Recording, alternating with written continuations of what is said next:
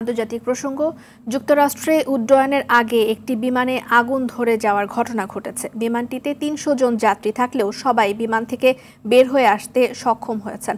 আর এই ঘটনায় আহত হয়েছেন একজন ক্রু। দেশটির ওরল্যান্ডো আন্তর্জাতিক বিমানবন্দরে সোমবার এই দুর্ঘটনা ঘটে। বিবিসি জানায়, ফ্লোরিডার ওরল্যান্ডো আন্তর্জাতিক বিমানবন্দরে টারম্যাকে থাকা অবস্থায় ডেল্টা এয়ারলাইন্সের একটি বিমানে ইঞ্জিনে হঠাৎ আগুন লাগার পর যাত্রীদের জরুরি ভিত্তিতে সরিয়ে নেওয়া হয়েছে। বিমানবন্দরটিতে বিমান উড্ডয়ন অবতরণ সাময়িক সময়ের জন্য বন্ধ রাখা হয়েছে। এছাড়া দুর্ঘটনার কারণ অনুসন্ধানে তদন্ত শুরু করেছে যুক্তরাষ্ট্রের ফেডারেল এভিয়েশন কর্তৃপক্ষ।